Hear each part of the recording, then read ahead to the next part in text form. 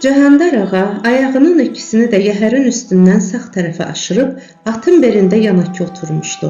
O papirosu sümürür və qırçın-qırçın olub dalğalanan zəmilərə tamaşa edirdi. Dəmiyədəki taxıllar kəhraba kimi saralmışdı. Sümbüllər ağırlaşıb boynunu əymişdi.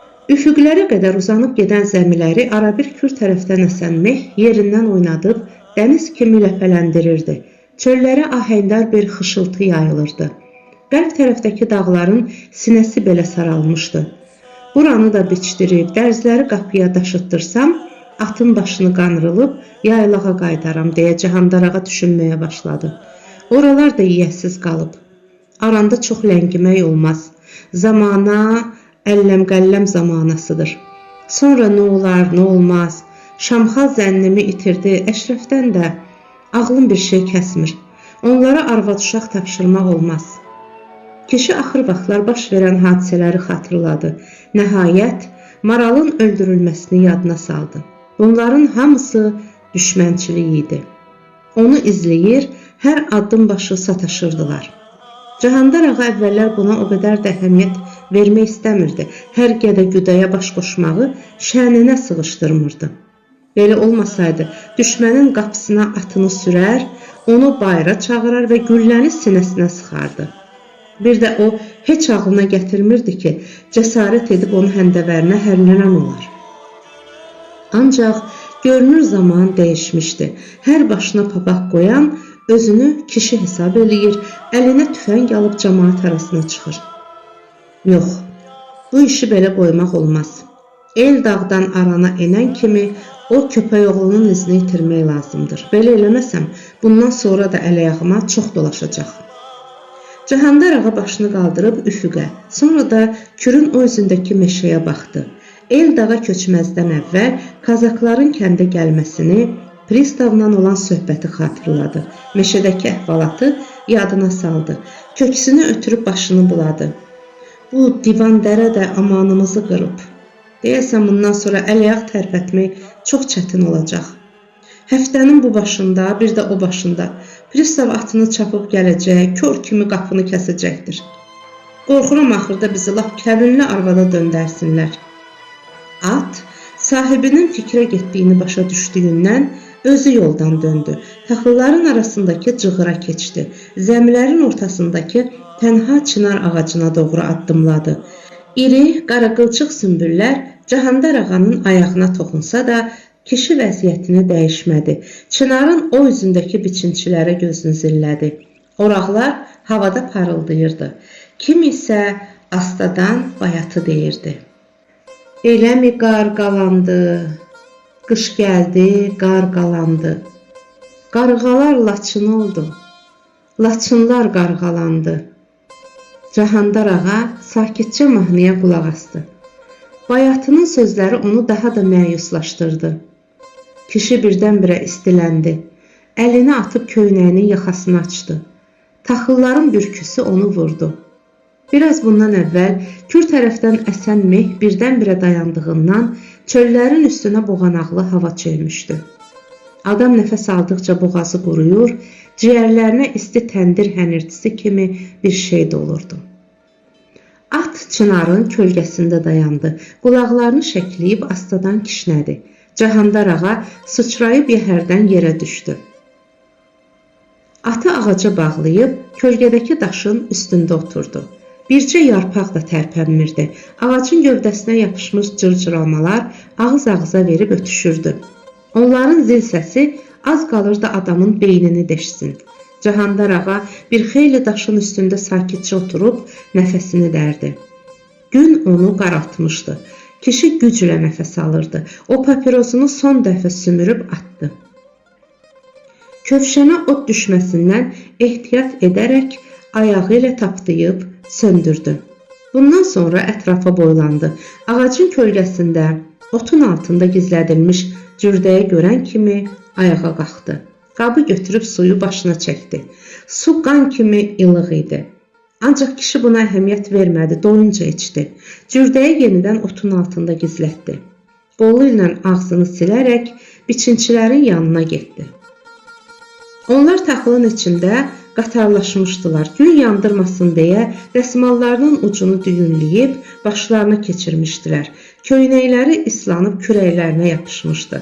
İsti olmasına baxmayaraq həvəslə işləyirdilər. Cahandar ağa onlara yaxınlaşdı.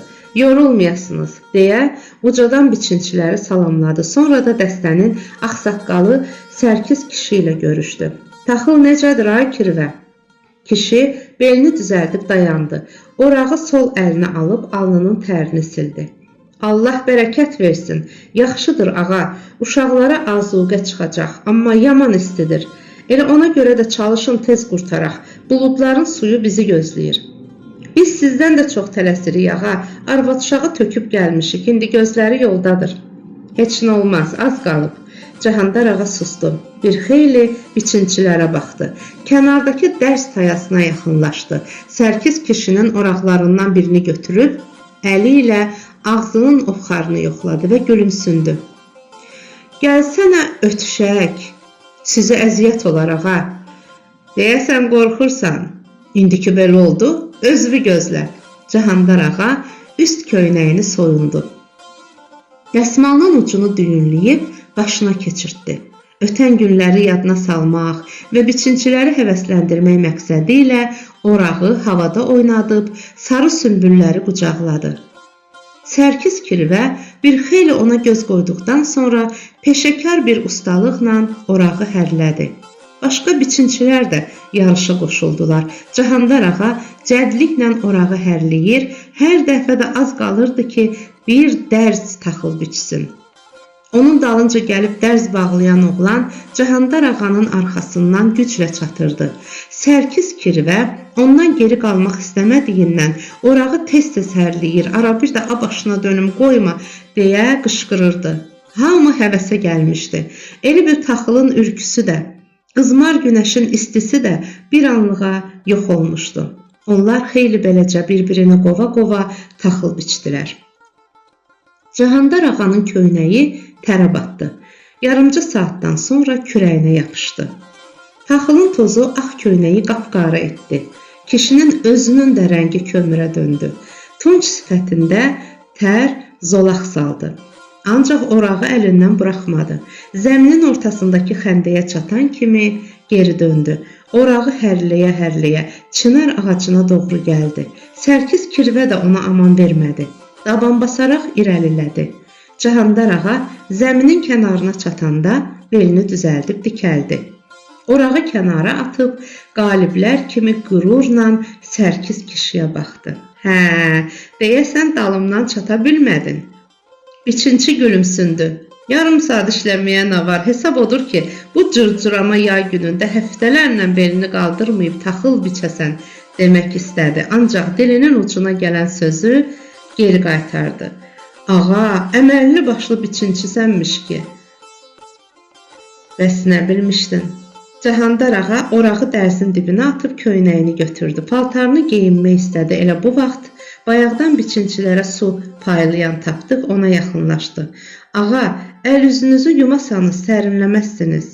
Suyun varmı? Var. Gedək ağacın kölgəsinə.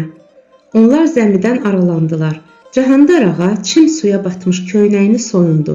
Tapdıq onu ağasının əlindən alıb möhkəm sıxdı və günə sərdi. Sonra da cürdəyi götürdü. Ağa, aşağı əyilin. Cahandar ağa ovcunu su ilə doldurub üzünə çırpdı. Boynunun dalından şoralanıb tökülən su ilə qollarını və tüklü sinəsini yudu. Başını da ıslatdı. Yalnız bundan sonra bədəni biraz sərin idi. Cürdəyi tapdığın əlindən alıb başına çəkdi. Bir xeyli ağacın kölgəsində gəzindi. Tapdıq Cahandar ağanın qurumuş köynəyini gətirdi. Kişi əlini bədəninə çəkdi. Qupquru olduğunu görüb paltarını geyindi. Kəmərini, xəncərini bağladıqdan sonra Sərkis kişini yanına çağırdı. Fikriniz nədir ay Kirvə? Gecə kəndə mi qayıdacaqsınız? Yox ağa, elə buradaca çınarın dibində yatarıq. O başdan durub səhərinkən taxıl biçmək daha faydalıdır. Ağıllı sözdür. Yeməkdən korluq çəkmirsiniz ki?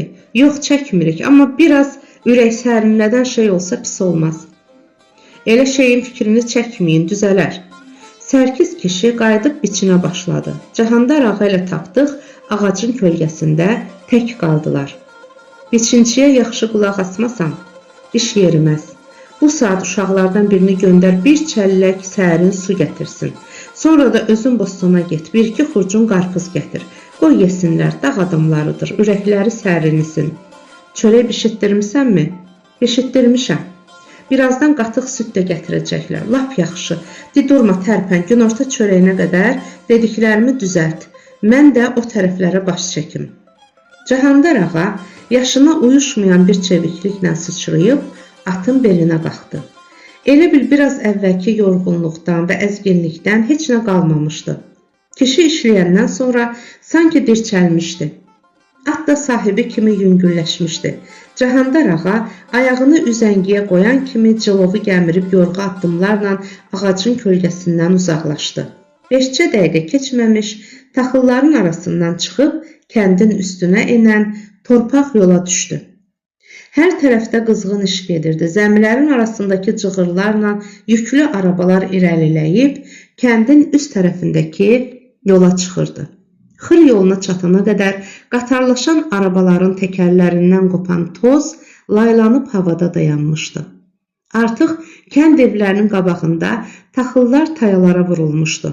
Kəndlilərin çoxu xırman açıb vəl qoşmuşdu.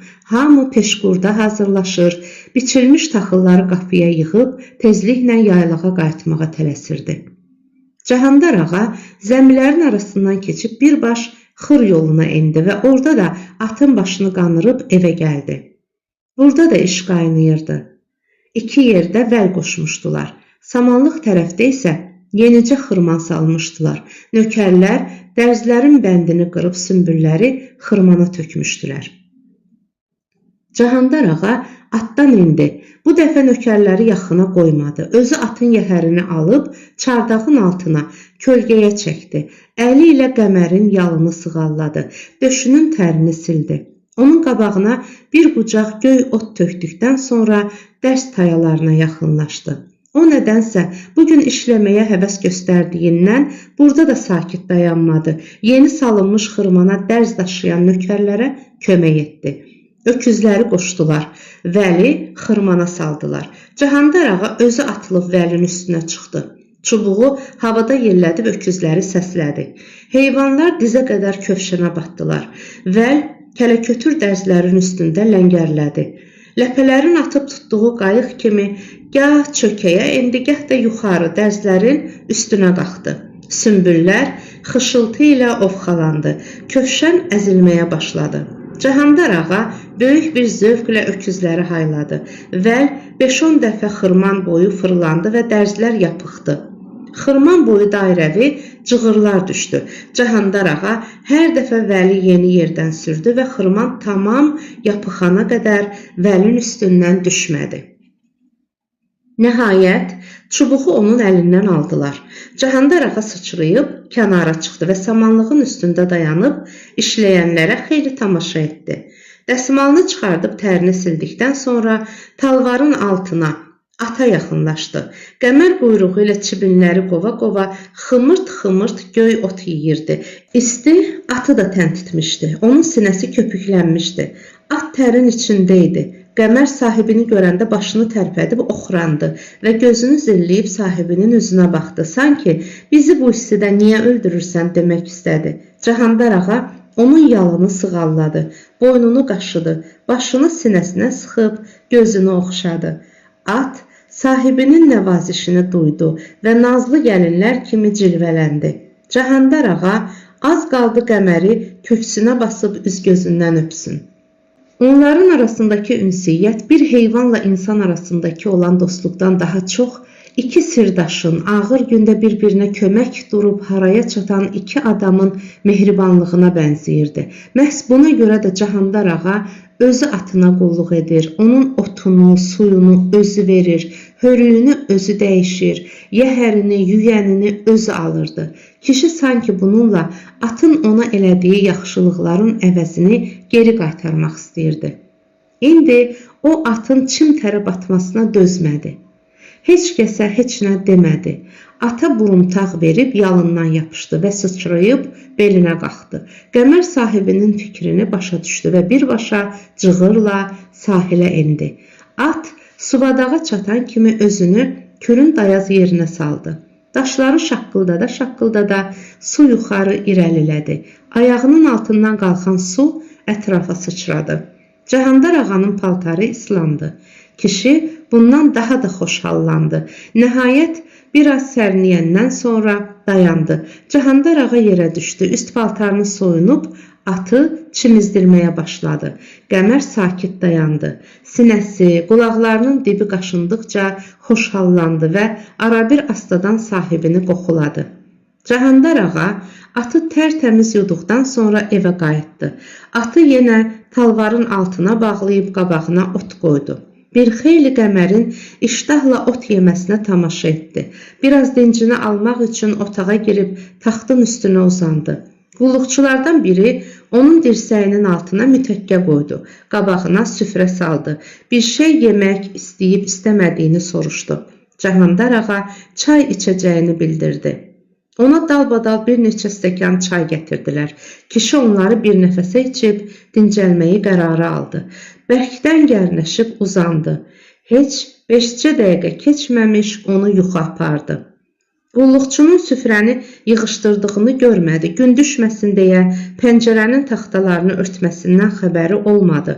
Otaq sərin olsa da tər onu bastı. Nəfəs alması belə çətinləşdi. Sinəsi qalxıb endi. Otağa tövşüyə bənzər bir səs yayıldı. Kişi qəribə bir yuxu gördü. O gördü ki, qapı astadan aralandı. Şahnigar səs salmadan içəri girdi. Astanada dayanıb ayaqqabısını soyundu və barmaqlarının ucunda taxta yaxınlaşdı. Bir xeyli qardaşının yastığının yanını kəsdirib, onun necə nəfəs almasına qulaq asdı. Cahandar ağa bacısının ona necə həsrət və məzəmmətlə baxdığını gördü. Şahnigar əlini qoynuna qoyub başını azacıq yana əymişdi. Sinəsi astadan titrəyirdi. Burun pərələri güclə seziləcək dərəcədə səyriyirdi. Elə bil için ağlayırdı. Cahandar ağa ayağa durub bacısından nə üçün ağladığını soruşmaq istədi. Onun qolundan yapışıb taxtın üstündə oturtmağa çalışdı. Ancaq yerindən tərpənə bilmədi. Şahnigar bir müddət beləcə dayandı. Sonra önlüyünün ətəyi ilə gözünü quruladı və aşağı əyilib qardaşının yastığını düzəltdi. Elə bu vaxt onun əli Cahandar ağanın alnına toxundu. Kişi tərpəndi. Şahnigar dalı geri çəkilib qapının ağzına getdi. Cahandar ağa durub oturdu. Bacısını yanına çağırdı. O gəlmədi. Dərdin alım, gedəcəm, tələsirəm, işim var. Burada çox qala bilmərəm, deyə cavab verdi. Gəldim sənə deyim ki, onda təqsir yoxdur. Xasiyyətini bilirəm. Eşidən kimi dəli olacaqsan. Ancaq Allah haqqı, düz sözümdür. Sənin qızın tərtəmizdir, onda günah yoxdur. Salatın gül parçası kimi bir uşaqdır. Onu da mənim kimi bədbəxt eləmə, ay qardaş. Özünü də, balanı da otsuz ocaqsız yandırma, atan balası. Eşitdinmi? Di salamat qal. Gözünə qurban olum. Görürəm yaman dərd çəkirsən. Ancaq fikir eləmə. Olan olub, keçən keçib. Özünü üzmə. Şahnigar ayaqqabısını əlinə götürdü.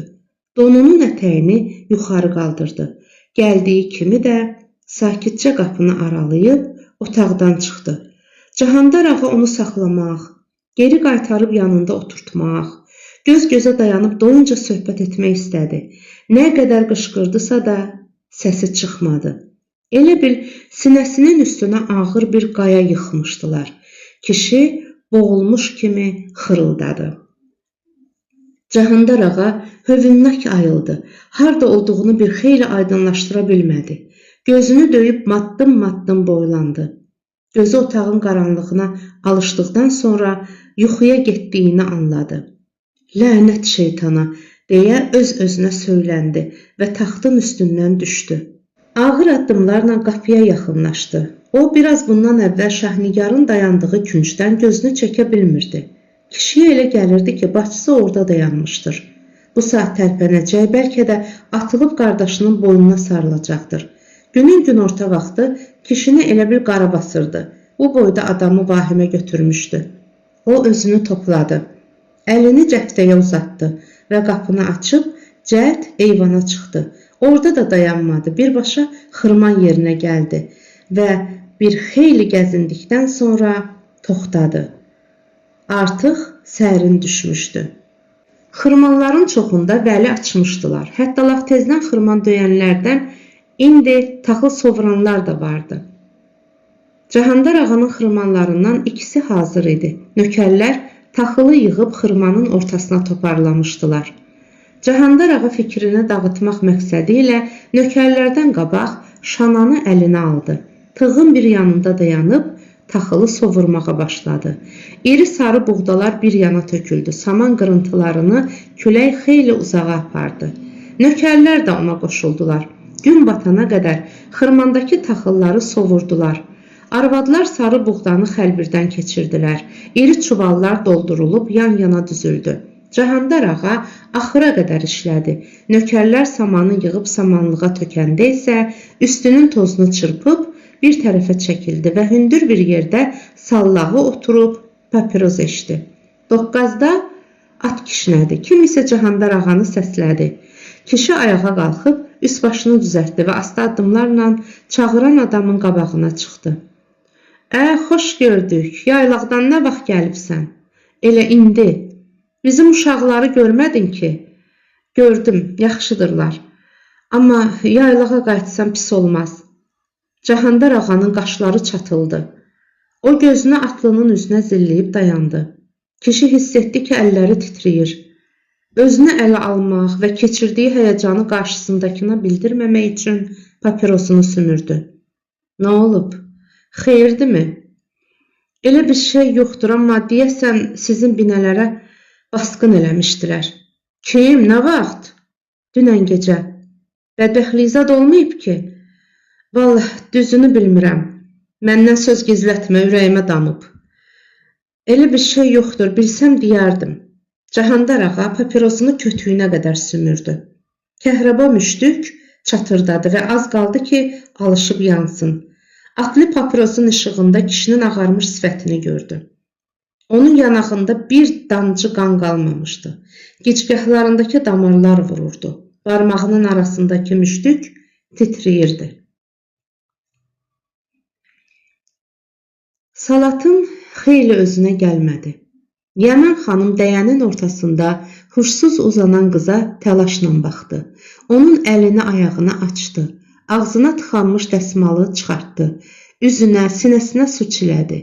Qızın paltarı didik-didik olmuşdu. Bədəni qıpqırmızı idi. Bəzi yerlərinə qan sağılmışdı. Saçına bıtraq dolmuşdu. Sifəti şişmişdi. Yəmən xanım əlində çıraq bir müddət qızın tərpənməsini gözlədi. Arvadın ürəyi kövrəldi. Kəlağayının ucu ilə yaşarmış gözünü sildi. Qızın salamat yeri yox idi. Tikan onun bədənini deşik-deşik etmişdi. Arvad çırağı kənara qoydu. İnsafsızlar, gör yazığı nə kökə salıblar, deyə öz-özünə deyindi. Deyəsən uşağın saçından tutub sürüyüblər. Görəsən yazığın ata-anası varmı? Tələsik ayağa durub qıza yer saldı. Salatını qucağına götürüb döşəyin üstünə uzatdı. Yorğana bürüdü. Sonra da qızın baş tərəfində oturub saçını sığalladı. Yenə üzünə su çilədi. Qız inildədi. Azacıq sonra isə gözlərini açıb döyükdü. Heç nə anlamadan sakit-sakit baxdı. Arvad başa düşdü ki, qızın huşu hələ tamam özünə gəlməyib. Gözü baxsa da heç nə görmür. Yəmən xanım salatının başını qaldırıb dizinin üstünə qoydu. Suyu onun dodaqlarına yaxınlaşdırdı. İç bala, huşun özünə gəlsin. Qız dinmədi. Sudan qurtum-qurtum içdi. Gözünü zilləyib arvadın üzünə baxdı və birdən hıçqırmağa başladı. Bədəni dartılı yay kimi gərilib titrədi. Qızın yenidən huşunu itirəcəyindən qorxan Yəmən xanım onun qolundan yapışıb sinəsinə sıxmaq istədi. Yəmən xanımın gəlini də irəli gəldi. Köməkləşib qızı yenidən yorğan döşəyə uzatdılar. Salatın taqətdən düşdü. Solğun dodaqları titrədi. İçin-için ağladı. Ay xala, qurbanın olum, mən hardayam? Qorxma qızım, özünə toxtaqlıq ver. Məni öldürün, amma onlara verməyin. Heç nə olmaz bala, özünə ələ al. Salatın sürünüb Yəmən xanımı qucaqladı. Uşaq kimi onun boynuna sarılıb hönkürtü ilə ağladı. Xala qurbanın olum, məni evimizə qaytar. Yoxsa dədəmin hirsindən ürəyi partlayar. Amanın bir günüdür, ay xala, mənə yazığın gəlsin. Məndən sonra anamın günü qara olacaq. Qardaşım bu dərdə dözə bilməyəcək. Məni çevir balalarının başına, ay xala. Yaxşı qızım, ağıllı ol, gözünün yaşını sil. Yəmən xanım qəhərləndi.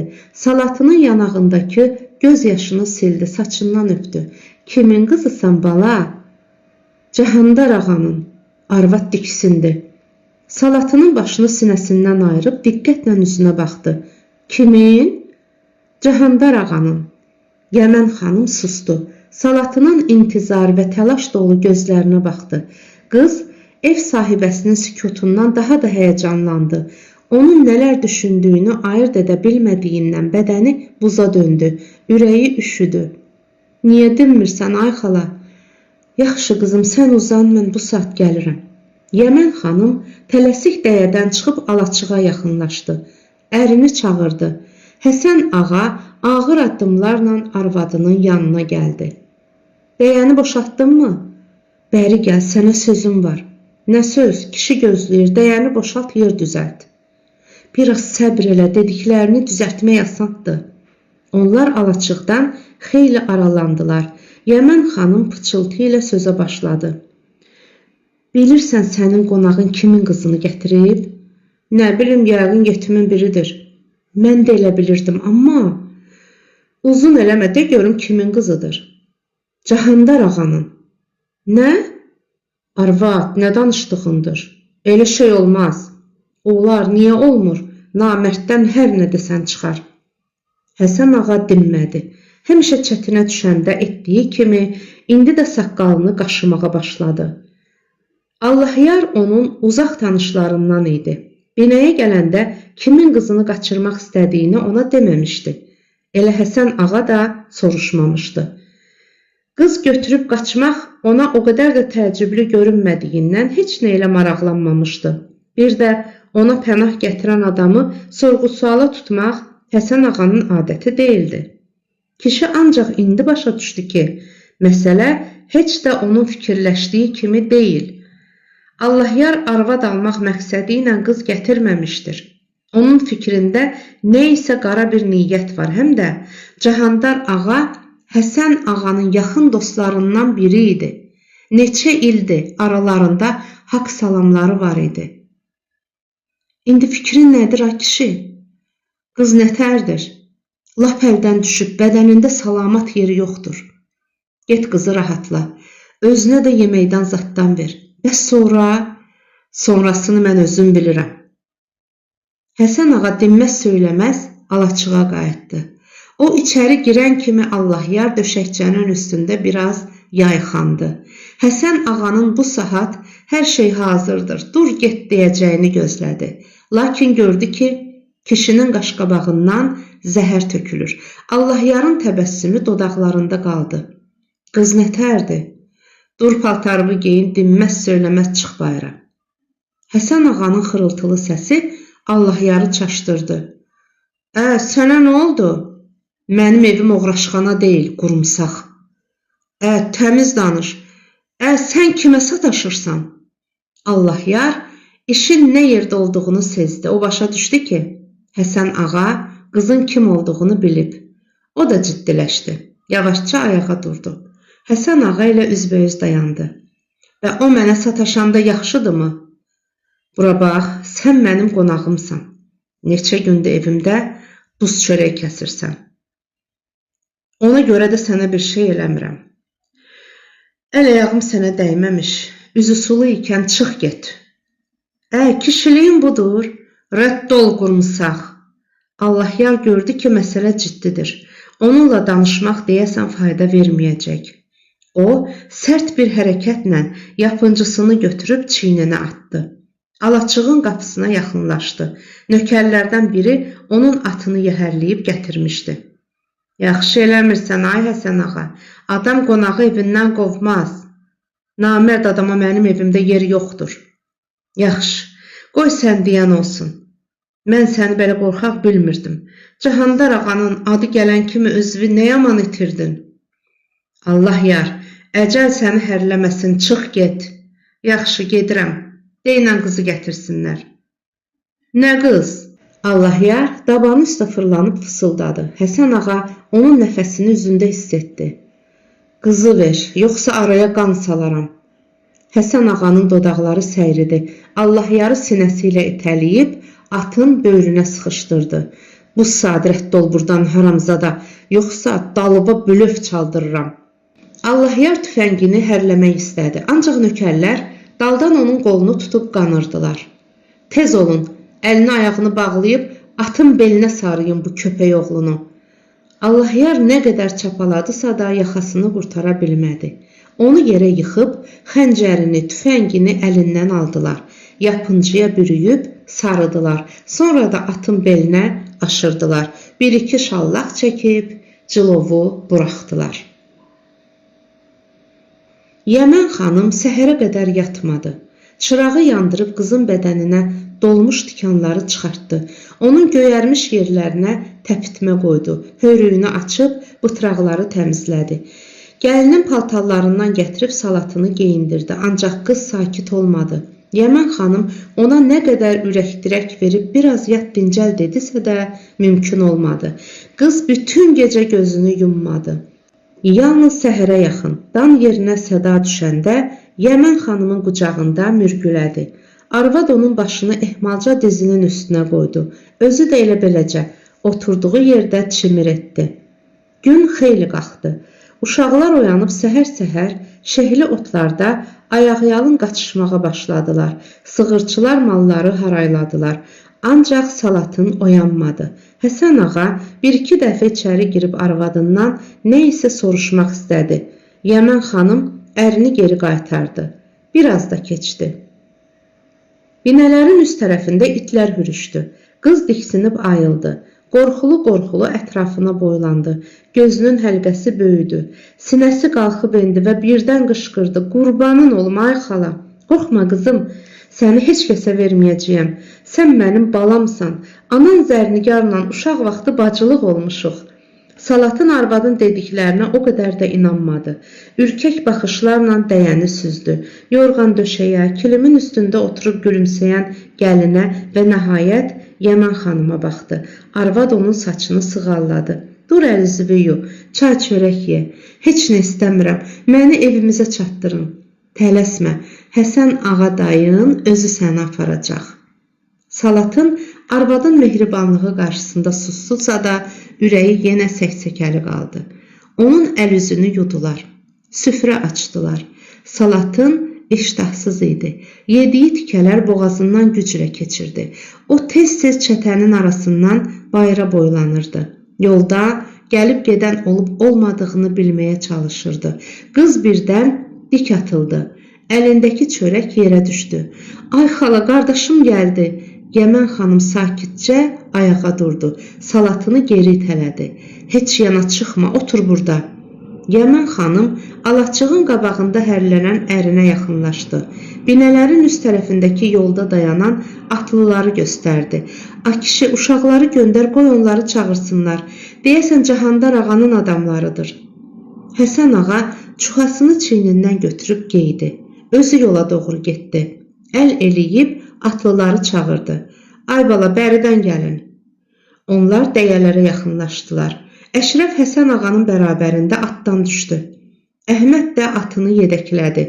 Əşrəfin gözləri qıpqırmızı idi. Hara gedirsiniz? Həsən ağa Əşrəfin dodaqlarının səyridiyini, boğazında düyünlənən yaşını geri qaytardığını sezdi. Cahandar ağanın oğlu hansınızsınız? Mənəm. Və bu oğlan kimdir? Mənim dostumdur. Ata hardadır? Arana, biçinə gedib. Qırışmal. Və adam bacısını beləmi qoruyar? Kişinin sözü Əşrəfi bərk tutdu. O heç nə deyə bilmədi. Gözünün həlqəsinə yığılan yaşı geri qaytarıb udqundu. Siz hardan bilirsiniz? Yaxşı, gəlin evə gedək. Çaydan zaddan için sonra danışarıq. Çox sağ olun, gərək gedək. Bəlkə qızı buralardan keçirəndə görüb eləyən olub. Bir şey bilmirsiniz ki? Bəri gəlin, tapılar. Sağ olun, yolçu yolda gərək. Həsən ağa Əşrəfin ümidsizləşdiyini görüb gülümsündü. Bacını sənə göstərsəm, nə verərsən? Əşrəf qarşısında dayanan bu gülümsər çöhrəli kişiyə diqqətlə baxdı.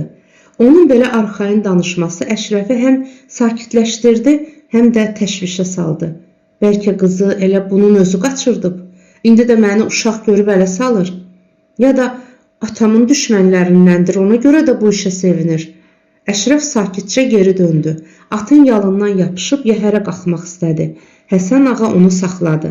"A bala, lap dədən kimi dəymə düşərsən. Hara gedirsən?" "Dədəmi hardan tanıyırsan?" "O mənim dostumdur oğul, atınızı bəri çəkin." "Dostsansa kömək elə qızı tapaq." "Sənə dedim ki, taparıq." Əşrəf qanırılıb, səhərdən sakitcə dayanan Əhmədin üzünə baxdı. Əhməd razılıq verdi. Onlar atlarını yedəkləyib alaçığa girdilər. Nökərlər cilovu onların əlindən aldılar. Həsən ağa qonaqlarını içəri dəvət etdi. Onlar ev sahibinin sözündən çıxa bilmədilər. Döşəkçənin üstündə oturdular.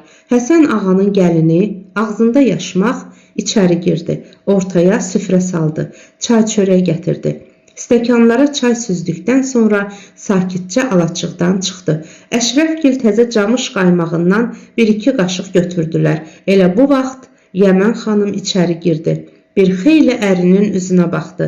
Kişi arvadının nə demək istədiyini başa düşdü. "Uşaqlara tapşır, atları yəhərləsinlər. Qız özünü öldürür, gətir bura." Əşrəf dik atıldı. Həsən ağa onun qolundan tutub yanında oturtdu. "Əyləş. Salatın buradadır?" "Buradadır." "Necə olub o buraya gəlib?" Həsən ağa gülə-gülə bütün əhvalatı danışdı.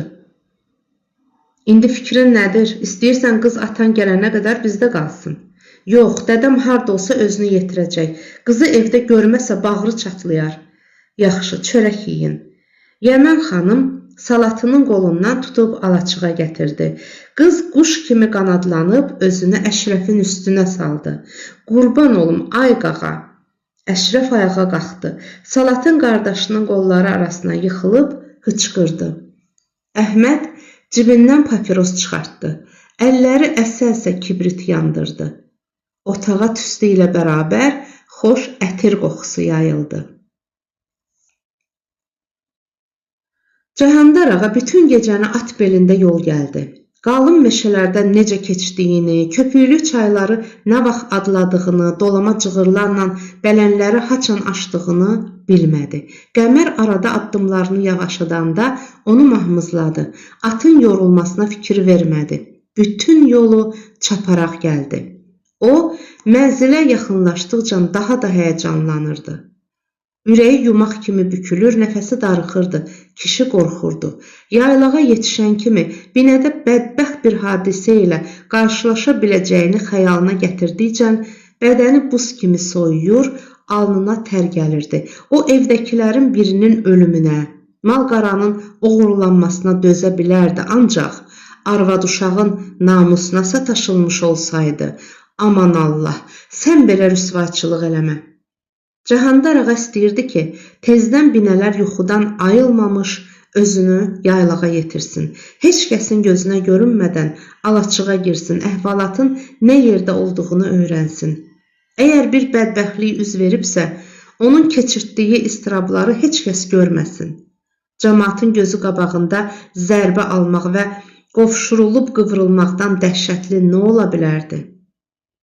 At səhərə yaxın lap yavaşıdı. Sal daşlı yoxuşu çıxandan sonra astadan kişniyib dayandı. Cəhandar ağa atın köpük içində olduğunu yalnız indi gördü. Biraz belə getsə Qəmər heç tərpənə bilməzdi. Kişi atdan düşdü. Onun tərini sildi. Çuxasının ətəyi ilə belini quruladı. Bir xeyli yedəyində gəzdirdi ki, atın təri soyusun. Dağ yerinin səhər havasında soyuqlayıb qançır olmasın. Qəmər sahibinin qayğısını hiss edib oxrandı. Onun əlini, sifətini iylədi. Cəhandar ağa atı çəmənliyə hörüklədi. Qəmər çiçəkli göy otluqda dincini alıb otladı. Kişi isə kürəyini qayaya söykəyib papiros eşdi. Dağların döşünə duman çökmüşdü. Meşələr elə bir nazik, ağ tülə bürünmüşdü. Qayalar çiskin içində idi. Yollar sürüşkənlənmişdi. 2 addımlıqdakı cığırı seçmək olmurdu. Qəmər ehtiyatla addımlayır, həmişə yolun dib tərəfi ilə gedirdi. O hiss edirdi ki, alt tərəf sıldırımdır. Dərənin dibi ilə qıcıltılı çay axır. Daşlar bir-birinə dəyib oğulduyur. Əgər addımını düz atmayıb sürüşsə, bir balaca büdrəsə, gurultu ilə sıldırım aşağı yuvarlanıb parça-parça olacaqdır. Cahandar ağa isə heç nə görmür, heç nə eşitmirdi. Atın cilovunu da buraxmışdı. Qəmər sürüşkən sal daşlı cığırı şaqqıldada-şaqqıldada xeyli irəlilədi. Qayanı burulub dikdirə çıxdı.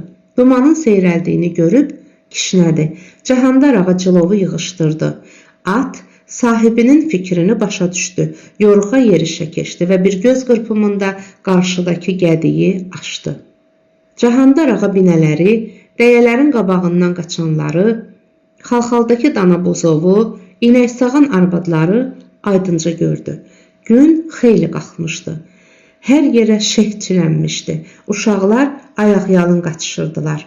Qəmər mənzilə çatdığını hiss edib sevindi. Sahibinin işarəsini gözləmədən çaparaq binələrə doğru endi. Cahandar ağa gözünü alaçıqdan çəkmədi.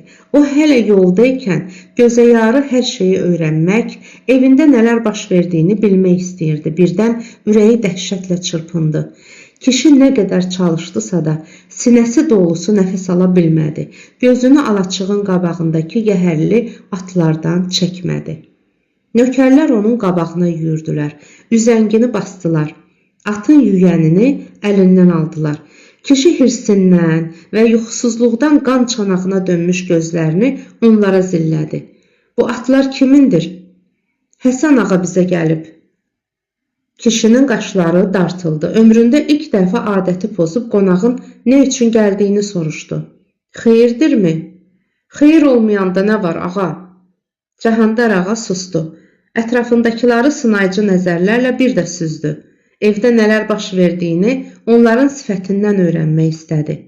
Həyəcanlı bir şey sezməyib azacıq sakitləşdi. Ağır addımlarla alaçığa getdi.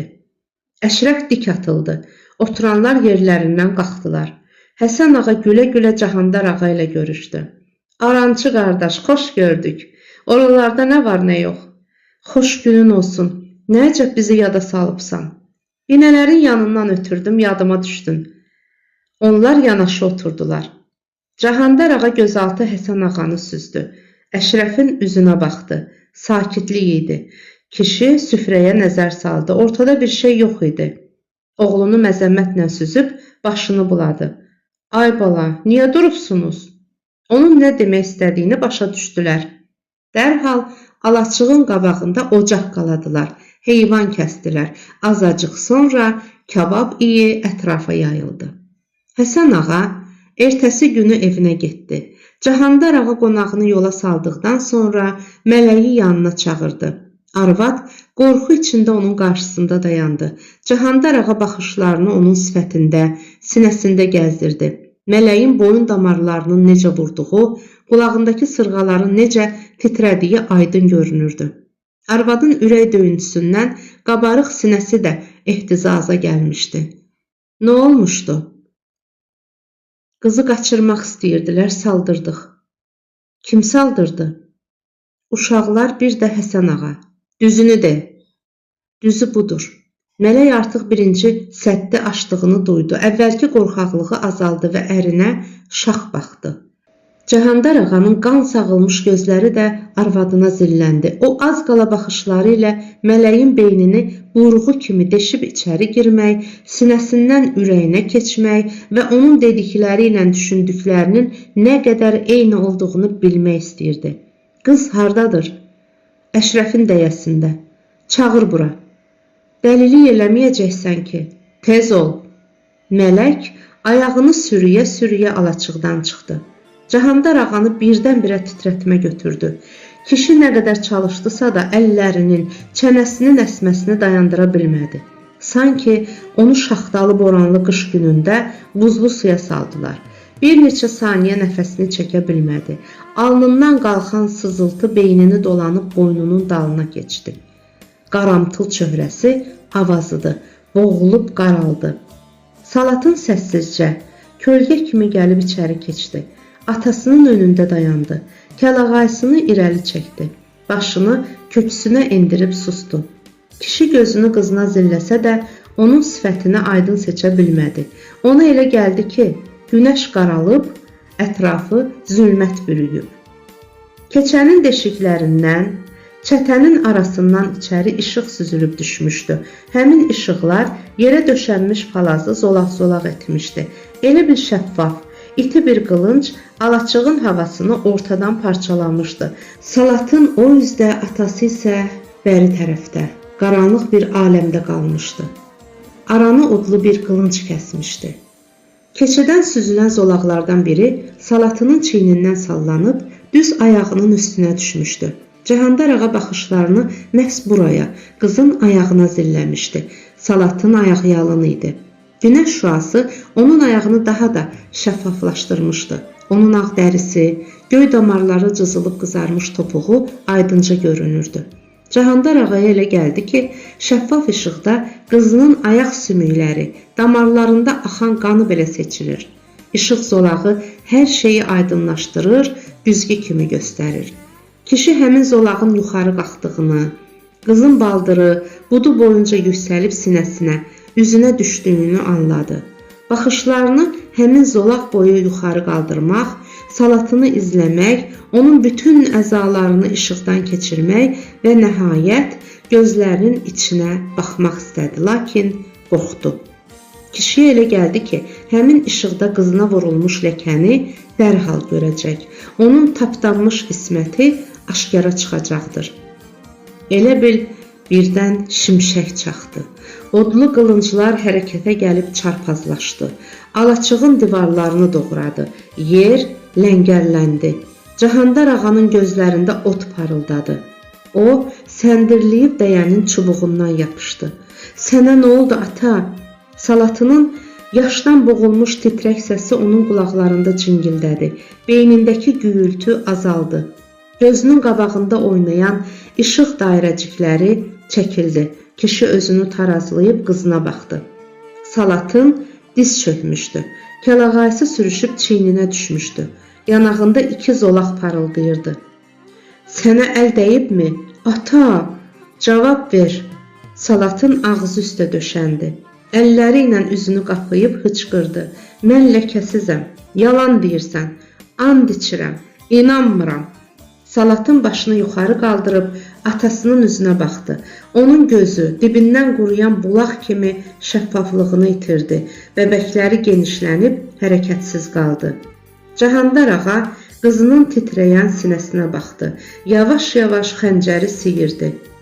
Elə bu vaxt qulağına səs gəldi. "Qurbanın olum ay qardaş, nə yaman insafsızsanmış. Sənə demədimmi ki, Salatın gül parçası kimi tərtəmizdir. Ondan nə istəyirsən? Yoxsa onu da günahsız yerə mənim kimi bədbəxt eləmək fikrindəsən?" Şahnigar onun gözü önündə dayandı. Şüşə kimi soyuq gözlərini qardaşının üzünə zilləyib narazılıqla başını buladı. Alaçığı heybətli bir səs götürdü. "Rədd olun, ikiniz də itilin gözümdən." Salatın dik atıldı. Dəhşətlə atasının üzünə baxdı. Onun ayaqlarını qucaqlayıb üzünü çəkmələrinə sürtdü. "Qurbanın olma, ay dədə, sənə nə oldu?" Cəhandar ağa 2 gün alaçıqdan çıxmadı. Titrətmə və qızdırma içində ağzı üstə yatdı. 3-cü gün durub paltarlarını geyindi. Mələk samavarı içəri gətirdi. Süfrə saldı. Özü də kişinin dizinin yanında oturdu. Çay süzdü. Gülə-gülə ərindən soruşdu. "Nə tərsən əyə?" Cəhandar ağa gözünü hərləyib tərs-tərs mələyə baxdı. "Nə olub ki?" "Keyfini soruşmaq olmaz." Mələk isti çörəyi, təzə pörtlədilmiş quzu ətini irəli, ərinin qabağına çəkdi. "Ye, özüm təzəcə bişirmişəm." Cəhandar ağa çörək götürdü. Bozartmanın üstünə sarımsaqlı qatıq tökdü. Əlini cama uzatmazdan əvvəl dirsəyi ilə mələyin böyrünə toxundu. "Sən də ye." Mələk sevindi, ancaq süfrəyə əl uzatmadı. "Sən ye, mən sonra yeyərəm." Kişi Əvvəlcə könülsüz, sonra isə iştahla yeməyə başladı. Mələk əli çənəsində ərinin çörək yeməsinə tamaşa etdi. Bunu Cahandar ağa sezdi. Gözünü niyə zilləyibsən? Heç. Əşrəf səni görmək istəyir. Nə olub? Getmək istəyir, deyir oxumağın vaxtıdır. Cahandar ağa dinmədi. O uzaq və üzücü səfərdən qayıtmış kimi özünü çox yorğun hiss edirdi. Xörəyi yedi, camı geri itələdi, döşəkçəyə uzanıb dirsəkləndi. Çay içə-içə oğlunu düşündü. Deyəsən zəndimi itirəcək, elə oxumağın quyruğundan yapışıb buraxmaq istəmir. Ata-ana vecinə deyil. Cahandar ağa istəyirdi ki, oğlu onu belə yorğun və əzgin görməsin. O, özünün mənən sarsıldığını, köməksiz bir adam kimi acizləşmək üzrə olduğunu heç kəsə bildirmək istəmirdi. Oğlunun qabağında atanın sınması əlçatmaz bir yüksəklikdən enməkdən də dəhşətli idi. Nə vaxt gedir? Sabah yola düşmək istəyirlər, Əhməd də gedir, uşaqları da aparırlar. Ertəsi gün araba qoşdular. Bütün binə gedənləri yola saldı. Cahandar ağa onları tək buraxmadı.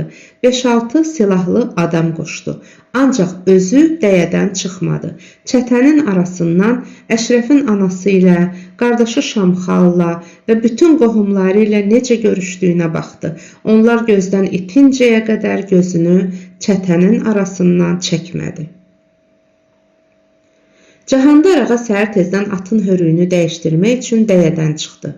Tüfəngini əlinə alıb, binələrin aşağı tərəfindəki çəmənliyə getdi. Çisəkləyirdi, hər yeri duman bürümüşdü. 5-10 addımlıqdakı qaraltılar güclə seçilirdi. Otlar yuyulub sürüşkənləşmişdi. Havanın soyuluğunu adam nəfəs aldıqca ciyərlərində hiss edirdi. Dəyələrin ətrafında dolaşan itilər tənbəl-tənbəl hürürdü. Xalxaldakı danabuzov mələşirdi. Binə mürgüləyirdi. Cahandar ağa səksəkəli idi. Axşam əl-ayaq yığışdırılandan xeyli sonra itlərin arasına çaxnaşma düşmüşdü. Sığırçılar kimi isə qıya basmışdılar. İtlər binələrin üstündəki yola qədər getmişdi. Nökərlər hər yeri, arxacı, xalxalı, dönə-dönə yoxlamış, atın hörüyünü dəyişmiş, hər şeyin yerində olduğunu söyləmişdilər. Yəqin yol adamları imiş deyə kişini sakit etmişdilər. Cahandar ağanın çiynindəki yapıncı nəmləndi. Xırdaca çiskin üzünə qondu. Papağını, qaşını, bığını qurov kimi bürüdü. Uzaqdan qəmərin qaraltısı göründü. At bir yerdə dayanmışdı. Həmişə Cahandar ağanın ayaq tappıltısını eşidəndə bərkdən kişniyirdi. İrəşməni dartıb ora-bura qaçar, sonra da dal ayağı üstündə şahə qalxıb dayanardı. Ancaq bu dəfə tərpənmədi. Cahandar ağa ona yaxınlaşanda könülsüzcəsinə oxrandı. Kişi təəccüb etdi. Qəmər boynunu bükmüşdü. Yazıq-yazıq sahibinin üzünə baxırdı. Cahandar ağa mıxçanı yerdən çıxartdı. İrəşməni yığdı və atın yanına gəldi. Onun belini sığalladı. Tüklərində gilələnib muncuq kimi yumrulanan damlaları sildi. Nədənsə lap fağırlayıb süs düşən atın boynunu qucaqlayıb üzündən öpdü. Onun gözlərinə baxdı. Sənə nə olub Qəmər? Deyə pıçıldadı. At başını azacıq tərpədib, qabaq ayağı ilə yeri eşdi. Cahandar ağa ürəyində özünü danladı.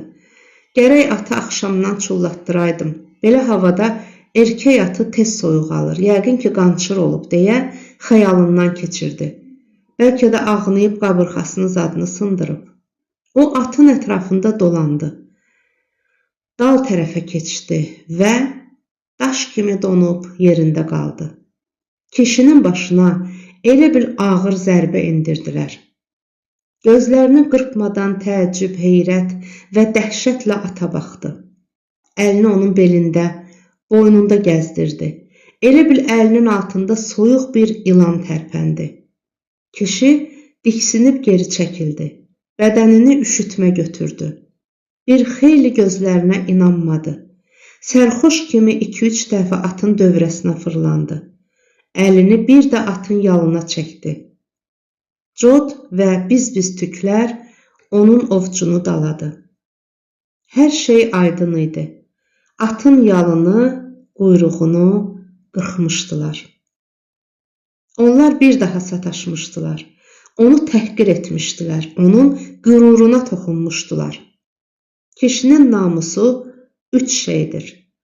At, arvad, bir də papaq. Bunlara toxunmaq onun namusunu ayaq altına atıb tapdalamaq demək idi. Onu diri gözlü qəbrə soxmaq, sinəsinə çal çarpaz dağ çəkmək idi. İndi o buna necə dözəcəkdi? Maral vuruldu, bir təhər susdu. Qızı salatını götürüb qaçmaq istədilər. İndi də bu atı ortaya çıxarmaq olardımı? Onun yalının, quyruğunun qırxıldığını bir adama demək olardımı? Cəmaət bunu bilsə, Cahandar ağa sussa onu ələ salmazdılarmı? O başına papaq qoyub mərəkəyə çıxa bilərdimi? Kişi laf sarsıldı. Hiss etdi ki, hətta bacısının ölümü belə ona bu qədər ağır gəlməmişdi. Arvadı Zərnigarın, oğlu Şamxalın küsüb getməsi də onu bu qədər yandırmamışdı. Cahandar ağaya elə gəldi ki, ürəyi partlayır. Kişi hövlündən nəfəs belə ala bilmirdi. O, dönüb qəməri bir də təpədən dırnağa süzdü. Hava azacıq işıqlaşdığından, duman seyrəldiyindən at indi daha aydın görünürdü. Bu vəziyyətdə o quyruğu qanadı yolunub lüməklənmiş bir quşa oxşuyurdu. Atın əvvəlki şahanə vüqarı yox olmuşdu. İpək, qız teli kimi sürüşüb boynuna tökülən yalı dibindən qırxıldığından tüklərin dibi dərz dalı kimi biz-biz dayanmışdı. Atın dal tərəfinə baxmaq mümkün deyildi. Qırğı kimi cəld, tərlan kimi vüqarlı, sığallı, gəlin kimi yaraşıqlı olan qəmər indi ağlar günə qalmışdı. Elə bil at özü də bunu duyurdu. Onu kim bu hala salmışdı? Ona kim əl qaldırmışdı? Bəs biz harda yatmışdıq? Bunu niyə bilməmişik? Niyə vaxtında xəbər tutmamışıq? Cahandar ağa tüfəngini çiyninə keçirdi. İki əlli atın belindən yapışdı. Başını qəmərin böyrünə söykədi. Sifətini yumşaq tüklərə sürtdü. O fırlandı, çevrildi. Gah o üzünü, gah bu üzünü, başını atın böyrünə çırpdı. Başını gizlətmək istəyirmiş kimi atın qarnının altına əydi. Ayağının altındakı nəm torpaq eşim-eşim oldu. Göy otlar kökündən çıxıb əzildi. At isə tərpənmədi. Boynunu büküb sahibinə baxdı. Nəfəsi ilə onun sifətini isitdi. Sakitcə oxrandı. Elə bil at Cahandar ağanın ürəyindən keçənləri duyur, onun dərdinə şərik olmaq istəyirdi. Kişi bir xeyli beləcə çapaladı. Sonra əlini yaxasına apardı. Çuxanın qaytanları, düymələri qırıq-qırıq oldu. Çarpazlardan biri onun dırnağına keçdi. Sədəf dibindən düşdü. O bunu hiss etmədi. Sudan kənara atılmış balıq kimi ağzını açıb tövşüdü. Burun pərələri genişləndi. Sinəsi qalxıb endi, köks qəfəsi az qaldı partlasın. Qan sağılmış gözünün həliqəsi qızardı. Ona elə gəldi ki, bu saat, elə buradaca ürəyi partlayacaq, atın dırnağının altına düşəcək. Bəlkə bu daha yaxşı idi. Bu cür təhqirlərə dözməkdənsə ölüm münasib idi. Hava artıq işıqlaşırdı. Binələri bürüyən çiskin yerə yatıb seyrəlir, dəri aşağı sürünüb gedirdi. Qayalar, iri palıd ağacları, güneydəki çəmənlər üzündəki örtüyü atırdı. Ağacların yarpaqları, çəmənliklərin otu şəhə batdığından günəşin ilk şüalarını əks etdirib parıldayırdı.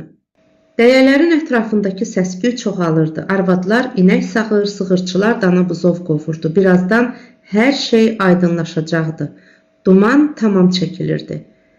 Cahandar ağa xeyli ata baxa-baxa sal qaya kimi sükut içində, heç nə anlamadan, heç nə düşünmədən dayandı. Kişi keyimişdi. Necə hərəkət edəcəyini bilmirdi. O hər şeyi, qorxunu, ehtiyatı unutmuşdu. Bu saat qayaların arasında adam gizlənə biləcəyini, elə bu fürsətdən istifadə edərək onu öldürə biləcəyini belə unutmuşdu. O ancaq bircə şeyi, bu vəziyyətdən necə çıxmağı fikirləşirdi. O bircə şeyi qət etmişdi ki, atın yalının və quyruğunun qırxıldığını kənddə, hətta evdə də heç kəs bilməməlidir. Bu sirr olaraq qalmalıdır. Bəs bu boyda atı necə gizlətmək olar?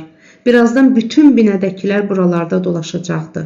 Bircə adam bu işdən xəbər tutsa kifayət idi. Bəlkə atı gizlincə arana göndərsin. Onda da deməzdilərmi ki, bunun səbəbi nədir? Bir də bu boyda atı yolda görən olmayacaqdımı? Elə onu kəndə aparan nökərin özünün bu işi bilməsi rüsvayçılıq deyildimi? Cahandar ağa dodaqlarını kip qapıyıb, dişlərini bir-birinə sıxdı. Onun alnını, bədənini soyuq tər bastı. Sakitcə irəşməni yığdı. Asta addımlarla, cığırla dərəyə indi. Duman da onunla bərabər aşağı indi. O dönüb geri baxdı, çiskin yox olmuşdu. Qarşıdakı dağın sinəsi işıldayır, binənin üstünə çökən duman geri çəkilirdi. Cahandar ağa tələsdi. Lap aşağı dumanın hələ çəkilmədiyi yerə enməyi qərarı aldı. O heç kəsin gözünə dəyməmək, heç kəsə rast gəlməmək üçün dumanın altı ilə getməyə və binələrdən uzaqlaşmağa çalışdı. Cahandar ağa dərəyə indi. Oradan da cığırla qarşıdakı qayanın üstünə qalxdı. Uçurumun kənarına qədər gəldi. Lap aşağıda çay axırdı. Köpüklü suların qıcıltısı qayalara düşüb əks səda verirdi. Çayın o üzü də sıldırımlıq idi. Qayaların üstünü mamır basmışdı. Daşların arasından təkəmseyrək ağac çıxmışdı. Çayın vadisini uğultu bürümüşdü.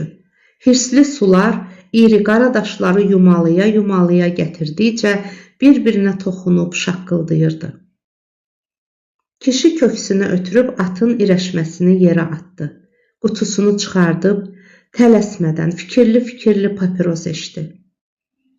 Qəmər sakitləşib otlamağa başladı. Cahandar ağa tüfəngini dizinin üstünə qoyub donmuşdu. Tüstü duman içində ata baxdı. İndi mən nə edim Qəmər? Axı sən mənim sirdaşım, dar günümdə harayçım idin.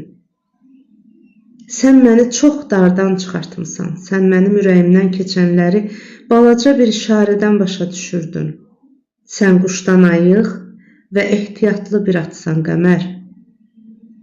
Çox qaranlıq gecələrdə məndən qabaq yolda təhlükə olduğunu sən başa düşübsən, qulağını yapıxdırıb sakitcə dayanmısan və məni başa salmısan ki, irəli getmək olmaz. Məndən qabaq özün yolu dəyişmisən Qəmər. Bir toyda, bir nişanda geri qalmamısan. Hələ indiyənəcən cıdırlarda səni keçən olmayıb. Məni utandırmamısan. Həmişə başımı uca eləmisən. Neçə dəfə mən sənin yalına yatıb gözlərimə qurban Qəmər, əlac sənə qalıb demişəm. Sən quş kimi qanad açıb məni güllərin altından çıxartmısan. Mən səni özümə qardaş, sirdaş bilirdim Qəmər. Sən kişniyəndə ürəyim dağa dönürdü. Sən şahə qalxıb fırlananda elə bilirdim yeri göyü mənə bağışlayırlar. Qəmər, indi mən nə edim? Sənin rüsvaçılığına necə dözüm? Kişi papirosunu dalbadal sümürdü. Acgözlüklə tüstünü ciyərlərinə çəkdi, kötüyü atıb ayağa durdu. Ata yaxınlaşdı. Onun yalını, belini sığalladı. Cibindən iri bir dəsmal çıxardıb Qəmərin bədənini sildi. Hər yerini tərtəmiz quruladı. Qulağının dibini qaşıdı. Atın başını sinəsinə sıxdı. At bu nəvazişi hiss etdi. Sahibinin qucağında xumarlandı. Cahandar ağanın gözü Qəmərin gözlərinə sataşdı. Bu iri gözlərdə olduqca mülayim və mehriban bir baxış vardı. Elə bil bu dilsiz heyvan lal baxışları ilə onu sakitləşdirmək istəyirdi. Sahibinə demək istəyirdi ki, mən də ləkəli, gözü kölgəli yaşamaq istəmirəm. Mən yaşayanda da, öləndə də mərd olmaq istəyirəm. Günəşin işığı aşağılara endi. Dərələrə çökən qatı kölgə dağların döşü ilə yuxarı qalxdı. Cahandar ağanın dayandığı yer birdən-birə günəşin nuruna qərq oldu. Otlar parıldadı, şehlər göz qamaşdırdı. Kişi atın başını yuxarı qaldırdı. Onun gözlərinə baxdı. İri həbəşi dodaqlarını atın sifətinə yaxınlaşdırdı. Qəmərin gözlərindən öpdü. Boynundakı ipi açdı. Ehmalca qayanın kənarına doğru hayladı. Qəmər ayaq saxladı. Ceyran kimi boynunu dik tutub boylandı. Gözü elə bil yaşardı, burun pərələri genişləndi. Cahandar ağa çaxmağı hərləyib tüfəngi üzünə qaldırdı. Qəmərin alnındakı qaşqanı nişan aldı. Onun yaşla dolmuş və torlanmış gözü atı güclə seçdi. Tətiyi çəkdi. Qəmər dal ayağı üstə şahə qalxdı. Bir xeyli beləcə dayandı. Cahandar ağaya elə gəldi ki, at yerindən tərpənməyəcək. Elə beləcə dal ayaqlarının üstə daşa dönüb qayanın üstündə qalacaqdır. Ancaq Qəmər birdən müvazinətini itirdi. Onun qabaq ayaqları havada oynadı. Arxası üstə çevrildi və birbaş sıldırım aşağı yuvarlandı. At bərkdən kişnədi. Onun səsi dərəyə yayıldı. Qayalar səs-səsə verib şaqqıldadı. Bütün ağaclar, sıldırımlar bir-birini harayladı. Dərəni ümumi bir uğultu bürüdü.